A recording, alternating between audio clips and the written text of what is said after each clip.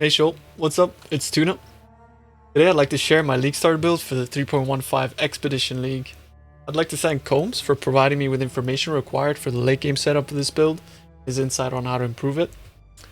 So I will be starting as Toxic Rain Ballista, with Caustic Arrow for clear.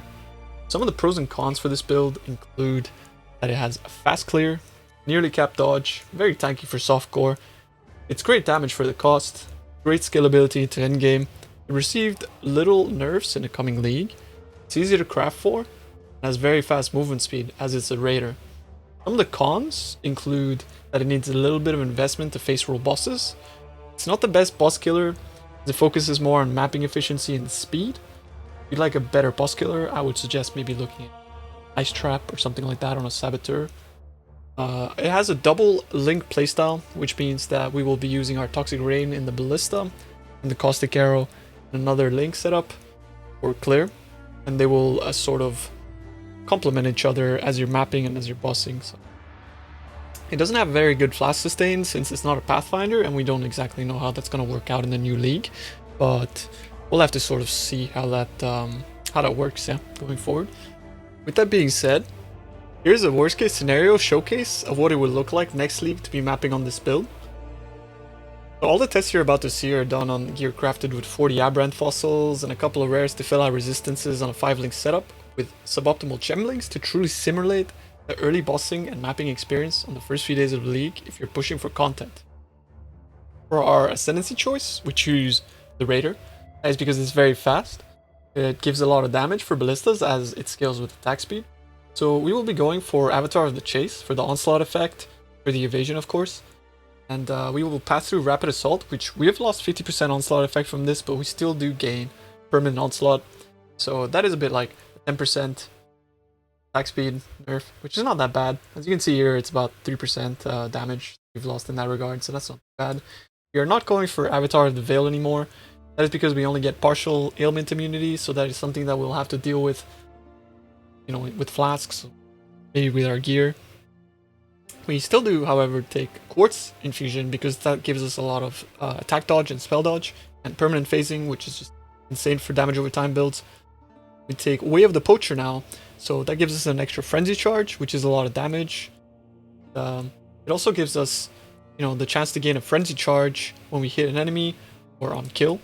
And we complement that by using Disciple of the Slaughter, which also gives us a minimum Frenzy Charge and will give us a bunch of damage, evasion, movement speed, attack and cast speed. So yeah, that's always very good in that regard. For the passive tree, you can see that it's a very it's a standard passive tree. We will always take Charisma early on to fit all of our auras, so that includes Clarity to give us a bit of mana sustain, although later on we actually drop this once we've gotten to our late game setup.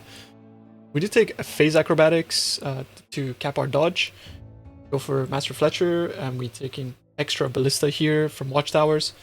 We will complement our Ballista playstyle by taking Surveillance and Panopticon, so that will give us an additional Ballista as well as some damage there. Of course, Ironwood to make sure that our Ballistas are not dying. We do take our Frenzy Charges here and here. That is because we are using, of course, Way of the Poacher and, you know, Disciple of the Slaughter, so that is to complement that playstyle. We will travel all the way up here, take Exceptional Performance. Early on, we will anoint Potency of Will. We will take a lot of the Scion Life. However, we will drop some of that later on when we get Cluster Jewels. So let's talk about the Cluster Jewels actually. They are getting a bit of a nerf, but it's not all that bad. It's just a little bit of chaos damage over time multiplier. It's not going to be a make or break situation. We do want to go for Flask medium with Spike Concoction. Alchemist Genius is just way too good. We take Brute for potency for damage over time, flash charges gain, life and coverage from flasks. That's always good. For our large, we are looking for Touch of Cruelty is always a very good one. So hinder and you know, getting extra damage to hindered enemies and things like that. We are taking Skill Effect Duration. Misery Everlasting is just very good. Skill Effect Duration, insane. This will both scale our damage because of the Despair Curse. It'll also scale our damage. Skill Effect Duration, of course. Unholy Grace, this is the third best one that we can get because attack and cast speed and chaos damage, those are both multipliers for our build, so like that. For our chaos damage over time medium, which is losing a little bit of damage here. You can see 2% from this node. Most likely some percent here and there as well. Rush with Death gives us some sustain, so we recover life on kill. This will be good for mapping when we're using Caustic Arrow. Wicked Pal is also a very good option there, so chaos damage and skill effect duration, again, multiplier damage. And that pretty much sums up our tree, but yeah, we use Wind Dancer as well, I forgot to mention, in combination with Phase Acro for the damage reduction for when you do get hit. Yeah, it's pretty flexible tree. You can also always get freedom of movement if you like, and you know, it's actually very flexible in what you can do. The only key parts that you take the Ballista nodes, right? And you're taking phase acrobatics and enough life and skill effect duration. So those are the crucial points for there in regards to passive skills. That pretty much sums up our passive tree. For our main setup, we will use Toxic Rain, Ballista Totem, Vicious Projectile, Concentrated Effect, and Efficacy. For our 6th link, we would ideally use Empower level 3 or 4. But if you cannot afford an Empower early on, Swift Affliction or Void Manipulation are also viable options. Early on while leveling, you should pick up Void Manipulation and use that instead of Concentrated Effect and or Efficacy. For our Caustic Arrow setup, we will use Caustic Arrow, Mirage Archer, Arrow Nova, Swift Affliction, and Vicious Projectiles. As our 6th link, we will use Pierce. This Pierce support is not entirely necessary, and you should focus on, rather than getting a 6th link for your clear setup, you should focus more on upgrading the rest of your gear, as that is going to be far more important, and it's going to impact your clear and your bossing a lot more than getting the 6th link here, of course. And lastly, we will use Blood Rage, and we have a choice between Iron Skin and Immortal Call, Flame Dash or Smoke Mine. All the links to the early and late game setup can be found in the POB linked in the pinned comments below. So if you have any questions about that, make sure you check that out first. Otherwise, you can always come to my Twitch channel, say hello, and ask questions that you'd like. So now let's talk a little bit about itemization. First of all, the bow. The bow is very, very important for this setup, although it can be easily crafted with jagged, corroded, and metallic fossils on an item level 64 plus base. We're looking for a base with high attack speed, ideally, so a Thicket or Imperial base. You can get an item level 100 Imperial base by handing in Imperial Legacy cards. Early on, it should be relatively cheap for a 6th link. However, it's not going to be the cheapest thing, and it's going to be a little bit difficult to buy the cards, since it's a set of 22 of them.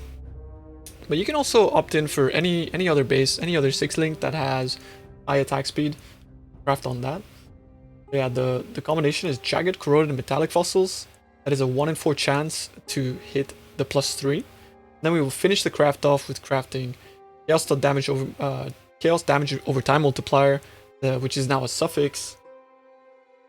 That is about it. Those are the 3 main things that I'd like on our bow. Anything else is a bonus, so if you end up rolling attack speed or something like that, that's also very good.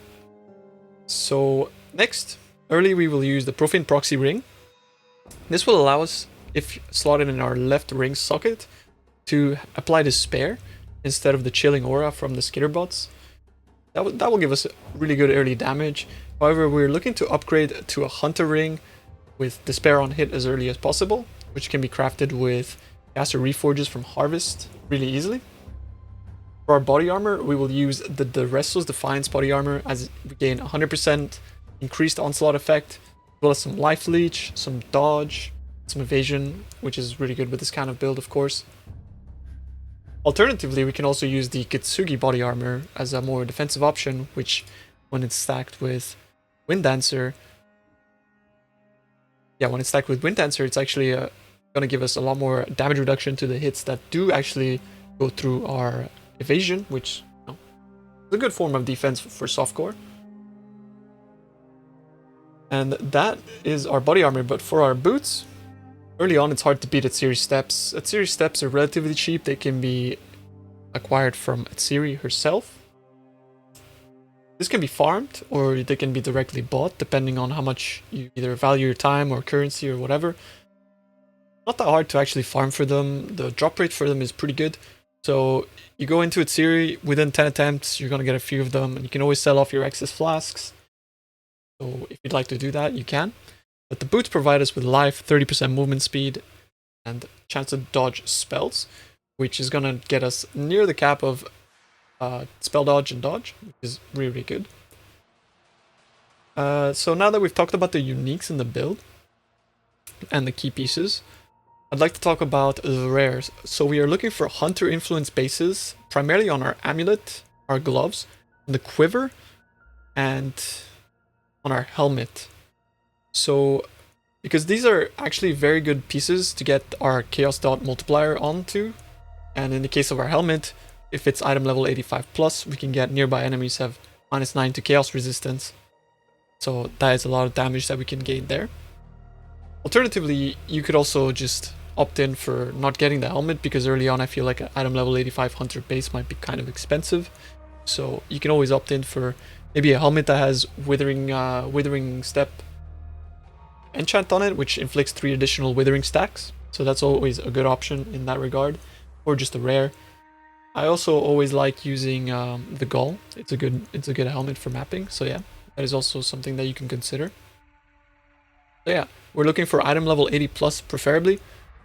84 plus if you'd like to get a T1 resistance, sorry. And item level 80 plus so we can get T1 dot multi on all of those things. If you'd like to self-craft all these things or an SSF, you run maps in Hayward Camlet. It's very easy to actually get the dot multi by spamming Chaos Reforges on your gear. It's gonna be about a 20% chance to spawn a harvest in that zone once you've done the 10 boss encounters a couple times, so you can get those harvest passives. So I recommend you do go through that route, because it's always nice to sort of get this incremental upgrade sort of process through the early league and making your own gear, stuff like that. So yeah. We've talked about our helmet getting -9 chaos resistance, although this might be at a little bit of a later on stage, the gear progression. But aside for all that, for our jewels, we are looking for a Rain of Splinter Crimson Jewel. That is a unique jewel that will give us 2 additional projectiles. So that is honestly gonna give us a lot more spread, right? In terms of how much area like we are applying our chaos damage over time to, and it's gonna give us a lot more consistency for bosses as we're placing down our totems, and it's gonna create a little bit more overlap in that regard. So overall, it ends up being a little bit more damage. Is always good. So we also have, as you can see here, an early game, so early progression. But we also have a late progression that you can toggle between, where you can see all the gear that you would need for late progression. And the same goes for the passive tree here. So you can go early progression and late progression. And once you go into the late progression, it'll fill out all of the jewels and all of the things that you will see here in this POB. And so yeah, make sure you check out the late and early progression here in the path of building to see sort of like your upgrade path for the build. And some of the things are not entirely necessary, like the Hail Negator is not... It's just a good item to have. Something that Kaoms recommends, and that's what he played with as well, so I decided to go with it because I trust his judgment. But you can always go for a big rare, with -9 chaos, some resistance, and some life. Always a good option there, and you have to worry less about your intelligence that way, so that's always good. And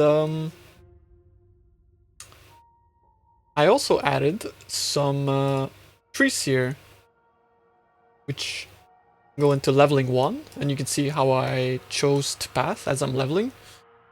Leveling 2, this will be the second path as we're leveling, and leveling 3, this is as you're getting into maps, so this is what your tree will look like.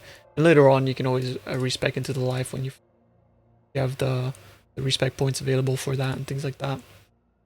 And this can all be found at the bottom of the path of building. Right here. The leveling trees. And then we got early progression. Late progression. So yeah. As closing thoughts for the build, I'd like to sort of reiterate that it's a very fast mapper, has pretty good survivability, and has great scaling potential into endgame. It can be easily rerolled into another build such as Elemental Hit or Remy's self-attack Toxic Rain Deadeye as a mid-league blaster. It's very easy to gear and cheap early on, whilst providing very solid build to help you get through the challenges of the Expedition League and the early process of progressing your Atlas and things like that. So with that being said, I hope you enjoyed this video and this guide. And if you did, please leave a like and subscribe. That always helps me and helps the algorithm and things like that. Links to the Twitch are below. You know, come stop by, say hello if you have any questions. I'm going to be playing the build as well, so I'll be able to help with any issues you might have in that regard. And yeah, thanks very much for watching. Good luck with the league. And I hope this video has explained everything you like, and maybe you choose to use this build as your league starter. I really look forward to the Expedition League, and I look forward to seeing you guys as well. Peace.